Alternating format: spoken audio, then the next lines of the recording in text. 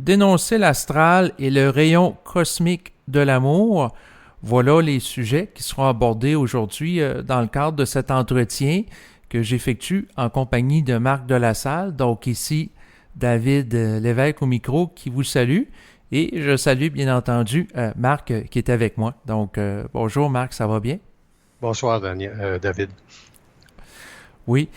Et donc, pour débuter, pour les gens qui nous écoutent, Marc Delassalle est un auteur et conférencier qui vit au Québec. Pour les gens qui veulent en savoir un petit peu plus sur lui, il a un site web étant www.marcdelassalle.com sur lequel vous pouvez vous procurer, entre autres, ses livres, avoir de l'information sur ses prochaines conférences. Et justement, par rapport à ses livres, cet automne, en cette année 2019, il vient de publier un livre qui s'intitule Communication avec les plans parallèles. Et ce soir, on va communiquer ensemble. C'est sûr que pour les gens que ça intéresse d'en savoir un petit peu plus sur Marc, vous allez en bas de ce lien d'enregistrement et vous allez avoir les coordonnées de son site web. Et c'est sûr qu'aujourd'hui, c'est un entretien particulier parce que ça vise à être un entretien qui est payant. Donc, on vous présente le premier segment, mais par la suite, étant donné qu'on va aller quand même assez loin dans le culte, on vise à parler librement aussi. Donc, c'est sûr que pour respecter la sensibilité de la masse de gens à l'international, on fait un enregistrement qui est payant, mais qui permet aux gens qui se le procurent d'aller plus loin là, dans la compréhension de certains sujets qui peuvent être un peu plus délicats. Donc, pour débuter, en lien avec le titre, Dénoncer l'astral et le rayon cosmique de l'amour, qu'est-ce que, dans un premier temps, l'astral et la pertinence de sa dénonciation? L'astral, c'est tout le mensonge qui englobe une conscience, mais c'est aussi tout le mensonge qui englobe la descente de l'homme dans la matière. Donc, une personne qui n'est pas en mesure de dénoncer l'astral va tout simplement vivre de l'astral et au quotidien, elle va chevaucher des expériences de vie sans vraiment les comprendre parfaitement, puisque la dénonciation de l'homme du rayonnement de l'astral sur la Terre, ça concorde exactement avec la descente du principe de l'amour. Donc, le rayon cosmique de l'amour sur la Terre, parce qu'il y a un chevauchement qui est nécessaire entre ces deux formes. Et c'est ceci que j'aimerais élaborer Mm-hmm. en raison du fait que l'abondance d'informations qu'il y a présentement ne donne pas la mesure exacte de qu'est-ce que c'est de la conscience supramentale. On est dans l'intellectualisation avancée de la conscience supramentale et on n'est pas dans la vibration de la conscience supramentale pour la simple et unique raison qu'on ne dénonce pas assez l'astral. Donc, autrement dit, le discours est trop complaisant? Très complaisant, David. Très complaisant. Et je vais donner un exemple en partant. Mm-hmm. Puis ça te concerne, mais prends-le pas personnel. Tu sais très bien qu'une personne qui veut vivre dans la conscience supramentale, c'est un mandat. Vous êtes d'accord avec cela? Oui, dans le sens que ça fait partie de son destin, est marqué pour ça. C'est cela. Et la vibration qu'une personne amène au niveau de la conscience supramentale, elle doit être intégrale, intègre à ce qu'elle est elle-même. Et si elle est diminuée en partant par une quelconque négociation avec l'astral au niveau de l'argent, la personne perd toute l'autorité de parler dans une conscience totale. Vous êtes d'accord avec ça?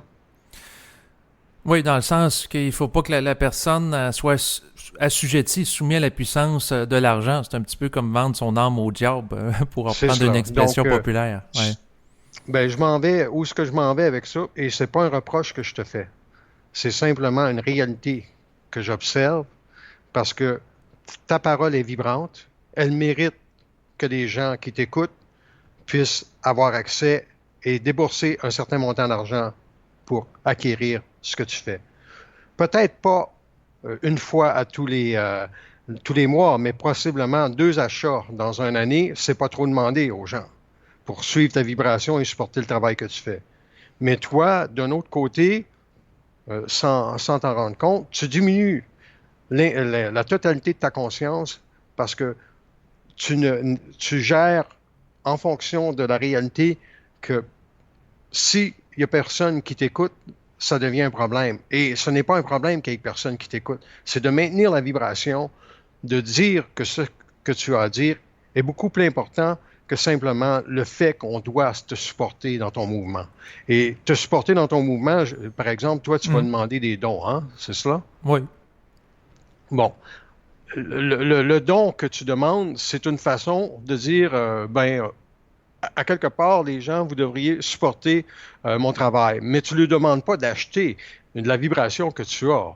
Et c'est ça. Ben, c'est-à-dire que j'ai déjà fait la vente d'enregistrements dans le passé, à plusieurs reprises, dont même avec toi, puis d'autres collaborations avec des personnes. C'est cela. Par contre, ça a été un échec dans le sens qu'il n'y a pas eu beaucoup de ventes. Mais c'est justement, David, tu dois te tenir debout devant ça. Parce que si à quelque part, toi, tu n'es pas capable de dénoncer l'astral qui est à l'intérieur de ta propre conscience, tu négocies finalement, tu couches avec l'astral. Parce que des dons, c'est de la spiritualité au niveau de la conscience. Attends une minute. Un don ou une contribution financière, si la personne a la vibration de faire ça, ça devient plus spirituel. C'est-à-dire qu'elle suit la vibration qui l'amène à donner une contribution financière.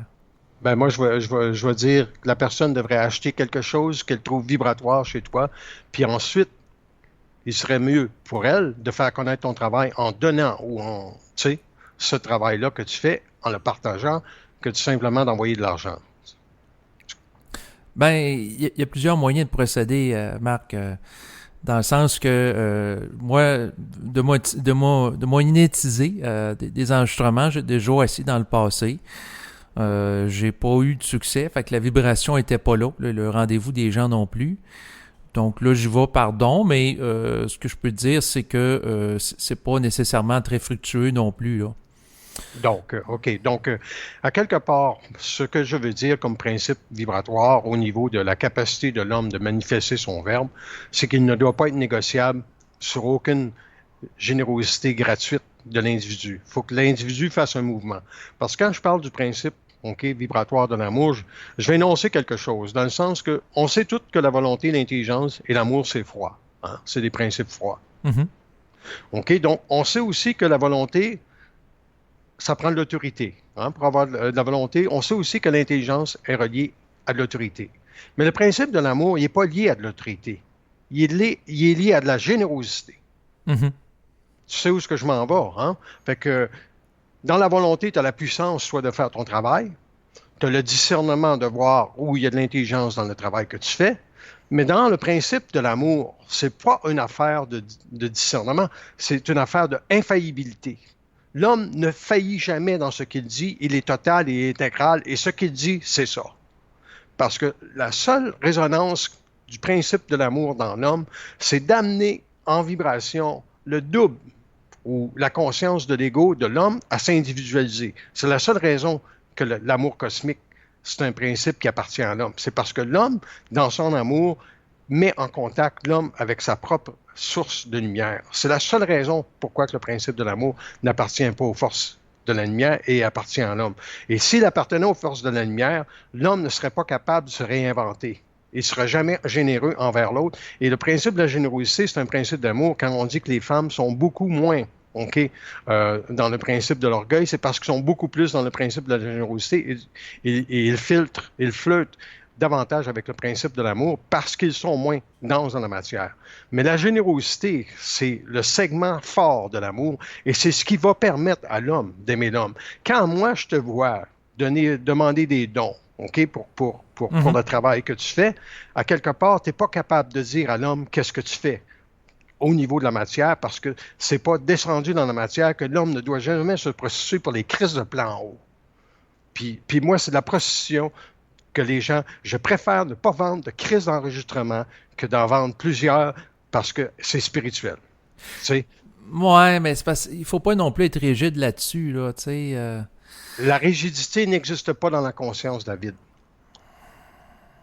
C'est le principe vibratoire qu'on doit jamais, jamais demander, OK, d'aucune façon à l'individu de supporter son travail. Ce n'est pas une question de support, c'est une question d'alliance. Et une alliance, ça veut dire quoi? Ça veut dire que l'homme doit se mettre en vibration par rapport à sa propre crise de générosité qui est en lui pour segmenter son hostie d'orgueil et tout le lien astral pour dénoncer lui-même qu'est-ce qu'il a fait qui l'empêche d'acheter peut-être vibratoirement, de dire je vais débourser 20 $ parce que je reconnais que la personne qui fait ce travail-là ne le fait pas nécessairement pour elle-même, mais elle le fait parce qu'elle amène quelque chose dans le monde. Et ça, ce n'est pas reconnu. Moi, j'entends beaucoup de monde parler, mais sacrément, tout ce qu'ils disent, c'est simplement du remâchage de conscience supramentale en lien avec le fait que, bon, ben, les principes, c'est ça, ça, ça. Mais vibratoirement, ça va où? Ça va absolument nulle part. Ben, c'est sûr qu'il y a des implications en lien avec ça, mais le point, c'est sûr que l'être humain a le droit d'être reconnu pour son travail. Par contre, en même temps, tout est reçu selon la forme du récipient, dans le sens qu'il y a un adage qui dit ne pas jeter des perles au pourceau. Tu sais, je peux comprendre de ne pas nécessairement tout donner gratuitement, mais en même temps, tu sais, c'est parce que c'est ça, il y a plusieurs choses à parler là-dedans, là. Mais je comprends ce que tu veux dire. C'est sûr que toi, si dans le fond, tu veux être rémunéré pour tes enregistrements, pour ton travail, c'est tout à ton honneur. Puis je suis totalement d'accord avec ça. Mais moi, je pars du principe que la vibration peut utiliser différentes formes. Ça peut être un don, ça peut être un achat, ça peut être de se faire payer un repas au restaurant. Il y a plusieurs façons. Donc, j'œuvre dans une optique d'une certaine fluidité par rapport à la manifestation possible de la générosité des gens.